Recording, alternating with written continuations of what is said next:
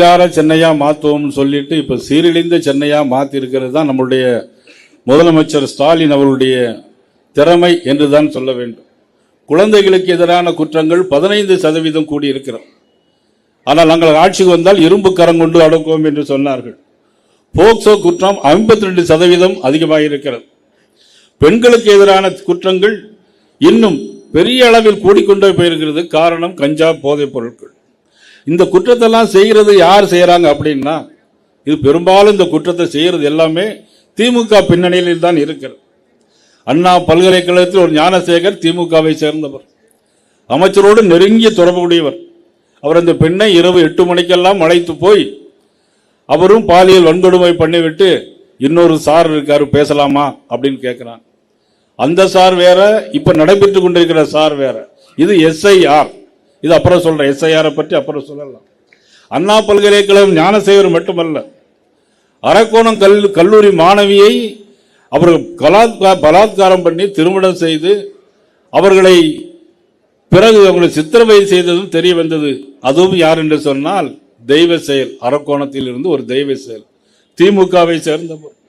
கோயம்பேடு பகுதியில் ஒரு சிறுமியை பாலியல் பலாத்காரம் பண்ணி அவர் பாலியல் தொழிலை ஈடுபடுத்தியதும் திமுகவை சேர்ந்தவர்.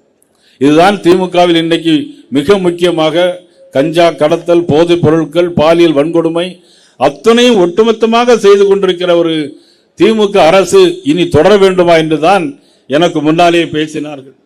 சமூக நீதி சமூக நீதி என்று பேசிக் கொண்டிருக்கிறார்கள். எங்கே சமூக நீதி இருக்கிறது? இங்க பள்ளிக்கூட ஹாஸ்டலில் மட்டும் சமூக நீதி என்று போர்டு மட்டும் போட்டுக்கொண்டால் போதுமா? ஆனால் துப்புரவு தொழிலாளர்கள் என்ன நிலைமையெல்லாம் பண்ணார்கள். தாங்கள் ஆட்சிக்கு வந்தால் துப்புரவு பணியாளர்களை நிரந்தரம் செய்வோம் என்று சொன்னார்கள். ஆனால் என்ன நடந்தது? மவுண்ட் ரோட்டிலே அவர்கள் உண்ணாவிரதம் இருந்தார்கள். ஒரு பகுதியில் இருந்த இடத்தை எல்லாம் மாற்றி நீதிமன்ற உத்தரவு என்று சொல்லி அவர்களை படாத பாடுபடுத்தி இப்பொழுது காலையில் உணவு கொடுக்கிற அளவுக்கு இன்னைக்கு அவர்களுடைய நிலைமை கீழே இறங்கி வந்திருக்கிறது. காரணம், இன்னைக்கு ஒரு கருத்து கணிப்பு வந்திருக்கிறது. அந்த கருத்து கணிப்பை பார்த்தால் இன்றைக்கு திராவிட முன்னேற்ற கழக அரசு மிகவும் பின்தங்கி இருக்கிறது, மிகவும் பின்தங்கி இருக்கிறது. இன்றைக்கு மத்தியானம் கூட இன்னைக்கு அண்ணன் எடப்பாடி அவர்களை, அதிமுக பொதுச் செயலாளர் அண்ணன் எடப்பாடி அவர்களை சந்தித்து பேசிவிட்டு வந்தேன். அவர்கள் ஒரு கருத்து கணிப்பு வைத்திருக்கிறார்கள். அவர்கள் கருத்து கணிப்பு பார்த்தால் 157 இடங்களில் தேசிய ஜனநாயக கூட்டணி இன்றைக்கு வெல்லக்கும் என்ற அளவுக்கு வந்திருக்கிறார். இதே கருத்து கணிப்பை தான் முதலமைச்சருடைய மருமகனும் வைத்திருக்கிறார். அவருடைய கருத்து கணிப்பிலே பார்த்தால் இன்னைக்கு 90 இடங்களுக்கு கீழே போய் கொண்டிருக்கிறார்கள். அந்த அளவுக்கு இன்னைக்கு திமுக இறங்கி போயிருக்கிறார். இதற்கெல்லாம் காரணம் சொத்து வரி உயர்வு, மின் கட்டண உயர்வு. யாரும் தொழில் செய்ய முடியாது. சென்னையிலே தொழில் செய்தால் குண்டர்கள் வந்து அவர்கள் வரி வசூல் பண்ணுகிறார்கள். யார் அந்த குண்டர்கள் என்று சொன்னால் அவர்கள் திமுகவை சேர்ந்தவர்கள். துப்புரவு தொழிலாளர் என்ன கேட்டார்கள்? கூலி உயர்வு கேட்டார்கள். ஏன் கேட்டார்கள்? நீங்க தேர்தல் வாக்குறுதியில் சொன்னீர்கள். இன்றைக்கு கூட இன்றைக்கு ராஜரத்ன ஸ்டேடியத்துக்கு முன்பாக ஆசிரியர்கள் எல்லோரும் இன்றைக்கு உண்ணாவிரதம் இருக்கிறார்கள். ஆசிரியர் உண்ணாவிரதம் இருக்கிறார்கள், துப்புரவு தொழிலாளர்கள் உண்ணாவிரதம் இருக்கிறார்கள், கோட்டையிலே வேலை பார்க்கிற அனைத்து அரசு ஊழியர்களும் உண்ணாவிரதம் இருக்கிறார்கள், உள்ளிருப்பு போராட்டம் செய்கிறார்கள். சீஃப் செக்ரட்டரி ஒரு கடிதம் கொடுக்கிறார், எந்த அரசு அலுவலர்களும் இன்றைக்கு லீவ் எடுக்கக்கூடாது என்று. ஏன் என்று சொன்னால் எல்லோரும் உள்ளிருப்பு போராட்டம் நடத்த முடிவு செய்து விட்டார்கள்.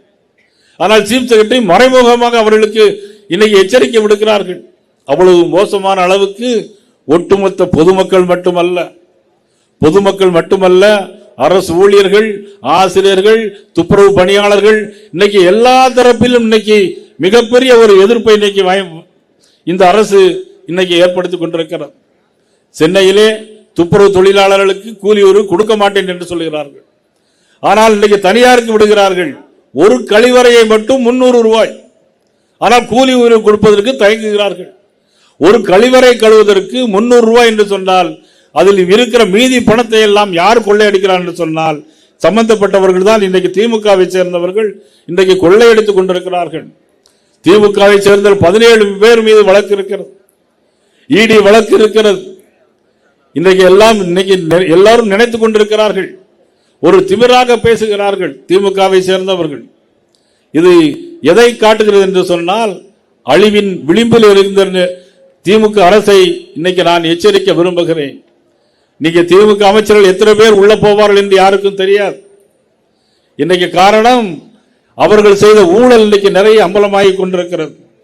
அதுதான் இன்றைக்கு எனக்கு முன்னாலே பேசியவர்கள் குறிப்பிட்டு பேசினார்கள். தேசிய ஜனநாயக கூட்டணி நிச்சயமாக ஆட்சிக்கு வர வேண்டும் என்று பேசியிருக்கிறார்கள். இன்றைக்கு மழை வெள்ளத்திலே இந்த வீடியோவில் பார்த்திருக்கலாம், 4000 கோடி ரூபாய் செலவு பண்ணியிருக்கிறார்கள். ஆனால் 400 ரூபாய் செலவு பண்ணதாக எங்கேயுமே இல்லை. எல்லா இடங்களிலும் குண்டும் குழியுமாக இருக்கிறது.